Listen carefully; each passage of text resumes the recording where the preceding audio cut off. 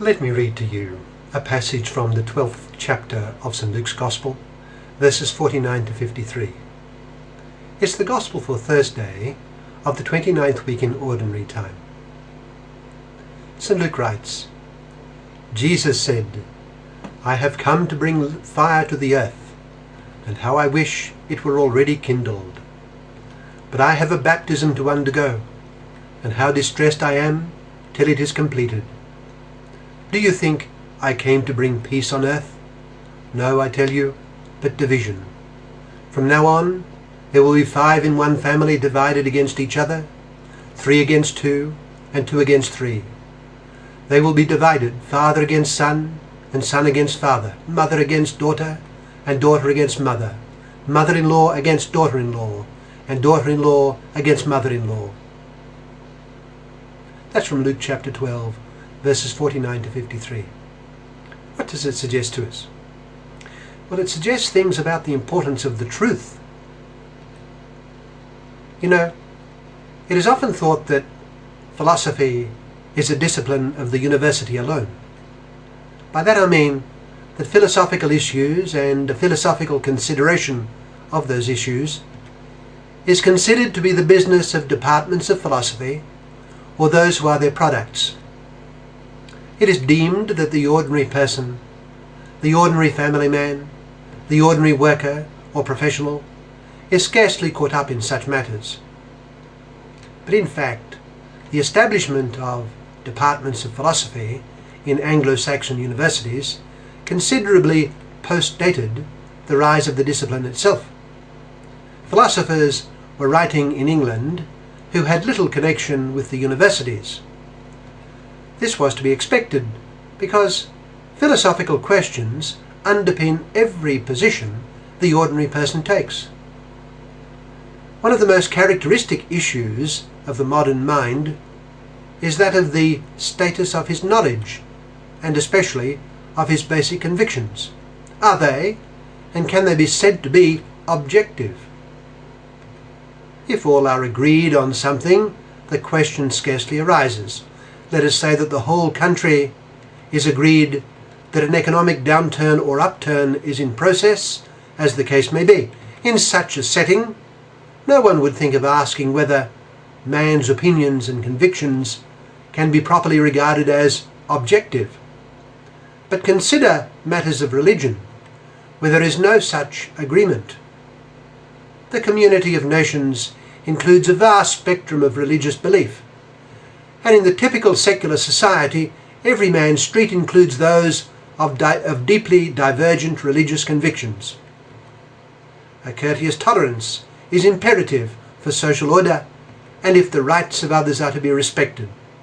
But the ordinary man in this pluralist setting can be induced to think that all talk of objective truth, at least in matters of religion, is a fruitless fancy. By this I mean, not that he thinks that it is merely difficult to attain the religious truth, which of course it is, but that there is no such thing as objective truth. All there can be said to be is personal opinion. To speak of truth in religion is basically to speak of what I happen to think, not of what the objective fact is. That is how it is thought. This is one of the challenges of the proclamation of the person and teaching of Christ in the modern world.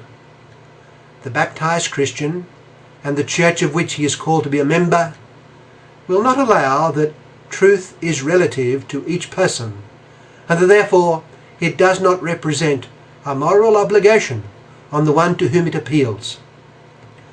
This is an illustration of the fact that the Christian religion does indeed involve fundamental philosophical positions, which are opposed to certain other philosophical positions. The Church has in the past condemned various philosophical views and systems because ultimately they endanger man's salvation. The famous Syllabus of Errors of 1864 of Pope Pius IX, now beatified, a document much lampooned at the time and even now, included condemnations of certain philosophical positions. The implicit and scarcely conscious view of many that truth in religion is a phantom and it has to be confronted, that view, if Christ and his church is to be known and accepted by modern man. This is a direct implication of our gospel today, in which our Lord warns that he and his revelation will be a cause of profound discomfort in society.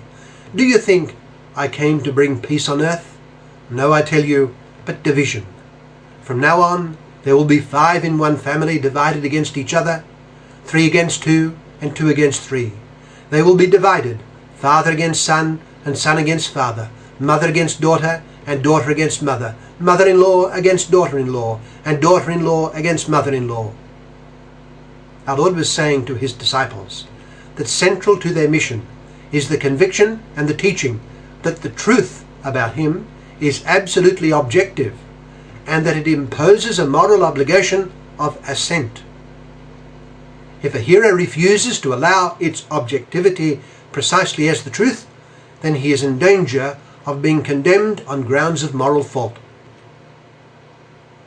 His disciples must expect that the proclamation of this as the objective truth will arouse the ire of many in society. During the early stages of his passion, Christ came face to face with the empire as represented by Pilate. We may say it was a confrontation with the Gentile world. As one having worldly power, Pilate questioned him about his identity and mission. Christ replied by referring to the objective truth. "For this was I born," he said to Pilate, "to bear witness to the truth. And those who are of the truth listen to my voice." He had said to his own disciples that he was the way, the truth, and the life. Pilate responded with a rhetorical question. What is truth? Let us proclaim it in our hearts, and to the extent that our circumstances allow, from the housetops too. Christ is the truth.